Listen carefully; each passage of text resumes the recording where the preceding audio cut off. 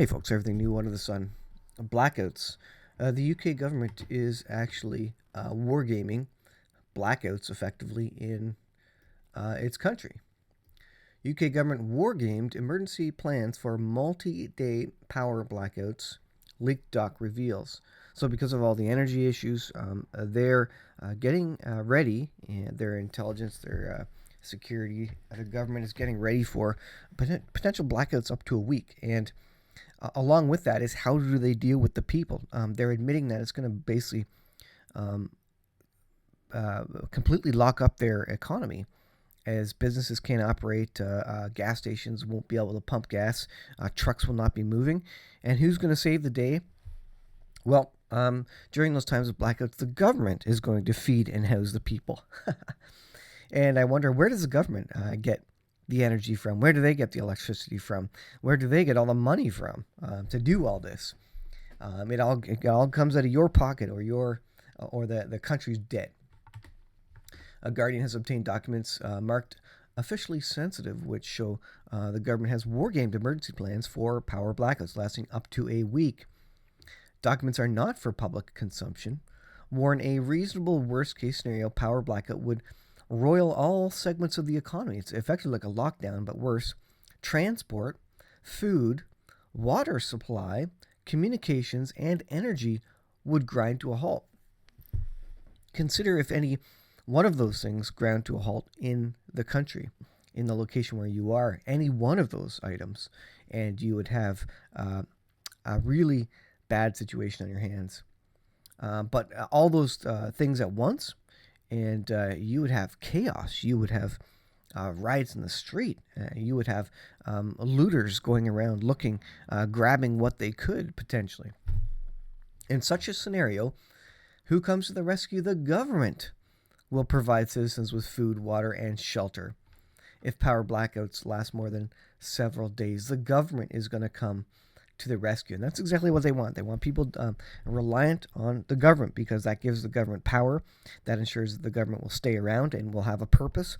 That is basically what governments do. They kind of manage the situation in such a way that their jobs are secure. Earlier this week, UK's Met Office published a 3-month outlook for winter. Despite warm weather today, temperatures are expected to be colder than average as the heating season begins shortly.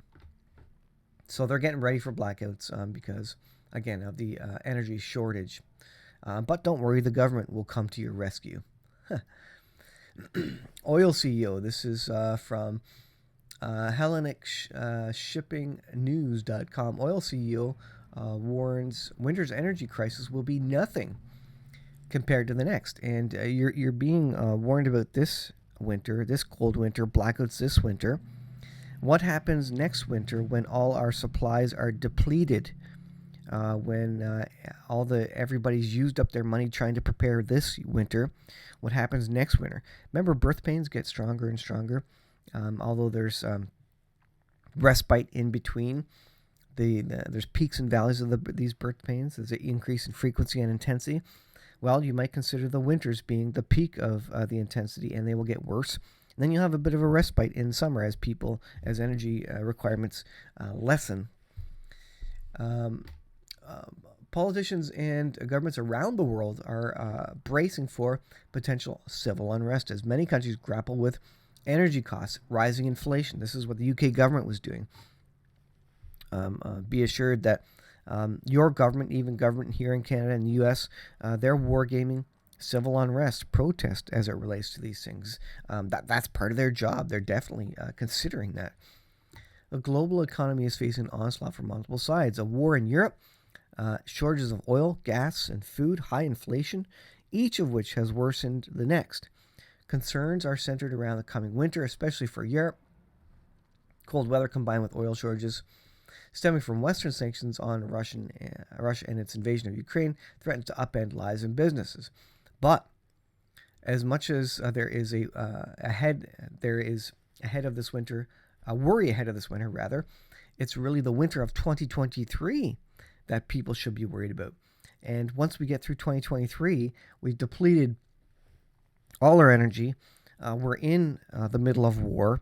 What will 2024 look like? And you can see that the world will be desperate at that point, looking for a world leader who's going to save the day, going to provide all their needs. And the citizens of the world, are going to look to a global government. Who will fix everything for us? The government. If the government of the UK can no longer feed and house and protect people in 2023 because they spent all winter 2022 doing that, well, the citizens of the world will accept a world government who promises to feed, save, protect them, house them, keep them warm during the winter. They will be desperate. The citizens of the world are so ingrained with just relying on somebody else, mooching on somebody else. They don't want to do the work themselves.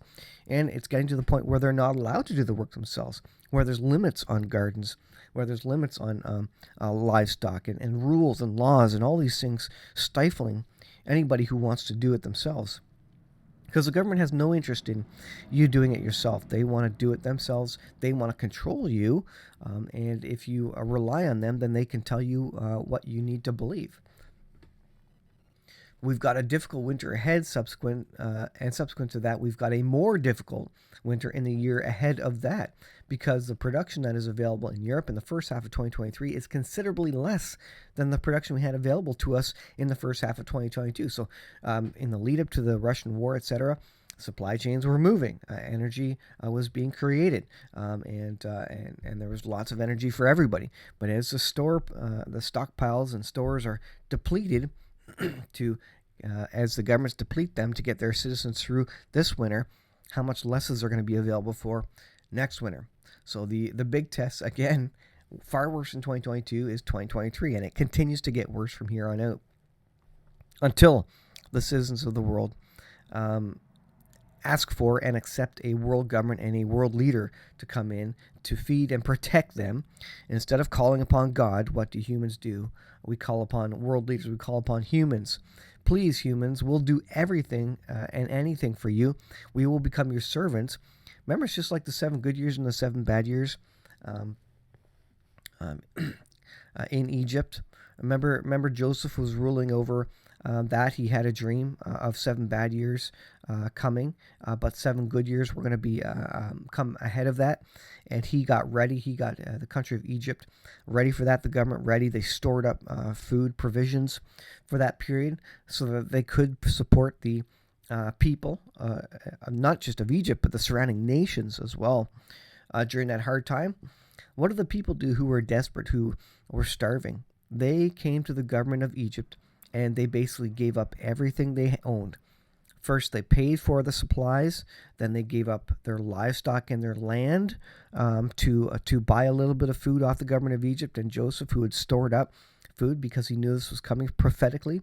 And then what did they do? They sold their souls. They became servants and slaves of the Egyptian government. Go read that story about what happens in Joseph's Egypt. And this is exactly what happens to citizens in the last days. As we lead up to the 7-year period, we will all be desperate. We will sell our souls, sell everything we have to the government. We will rely 100% on the government for everything, and we will indeed be enslaved to the government just for a meal. We don't turn to God at that time. We turn to the government. We rely on the government, and the whole world will do this. And this is what the Bible describes as the government in the last days. Incredible. Read the story of Joseph, the 7 good years, 7 bad years. We are coming upon the 7 bad years, and very quickly, and see what happened to the people, the citizens of all the countries around. They sold their lives. Ultimately, once all their savings were through, once they sold off all their property and their land and their wealth, just for a bite of food. This is Nouriel Roubini. World War III has begun. Turkey attacks Greece in 2023. So we have another war front going on top of the China-Taiwan conflict that is brewing and on schedule, according to Chinese. Look at this. Taiwan's return to its home port is on schedule. This is what Igor Sechin,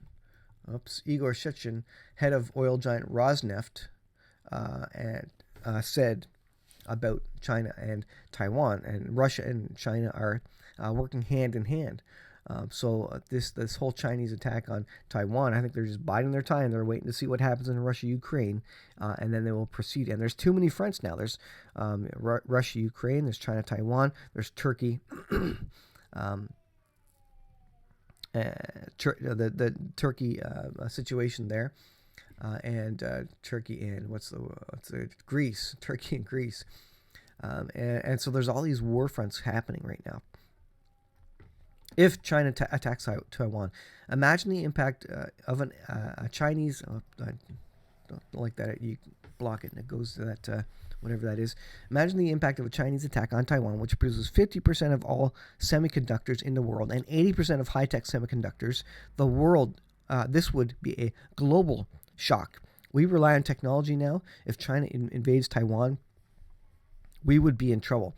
In Japan, I think it is, Toyota has already moved away from using key fobs with microchips. They've went back to dumb old keys for their vehicles. Toyota did, I believe it is, because there's a chip shortage.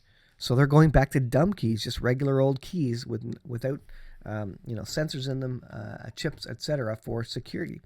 And this is the way the world's going. And we rely on chips heavily in our technology-laden world. Without them, we are in serious trouble. And Rubini says, we're in World War III. We are. We just are. It's not a conventional war like we understand. It may break out into a conventional war. But he says, frankly, World War III has already effectively begun, both in Ukraine and in cyberspace. That's what Rubini says, and that's what I've been saying for a while. We are in the middle of World War III, folks. It gets worse. It escalates from here. And I don't see anybody interested in peace at this point. What does the Bible say is going to happen in the last days? Well, wars, rumors of wars, battles, conflicts, violence throughout the land, wickedness, and economic collapse, heading to a world leader who pops his head up and says, look, I'll create peace. I'll provide food for you. I'll provide security for you. You just give me everything.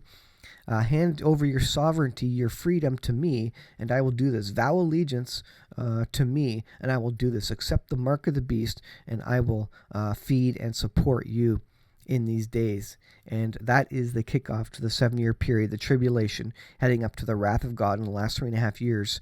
The point to which, just before which, at the midpoint, the Antichrist, this world leader, sits on the throne in the third temple and declares himself to be God. These are the things you need to be watching for, and I think everybody who watches this channel and several others, I think you're keeping an eye out for this kind of situation, this advancement towards this global government, this Antichrist figure, and the lead up to war. You expect that things are going to get far worse, and then this world leader is going to pop his head out, whoever he is. I don't know. No one knows. But anyways, thanks for watching. I know you're tracking this with me. I know you see these things coming down the pipeline, and we are getting closer and closer, and people are getting more and more desperate as all our savings are being consumed by the energy crisis, to where we're all going to be on the same playing field. We're all going to be desperate. The preps and such may not help, because we may have to burn through them as times get hard for regular folk like you and I. Meanwhile, the 1% is rich, getting richer by the day, sitting in their bunkers and laughing at the rest of us effectively. Thanks for watching, folks. I'll leave it there. We'll see you in the next video.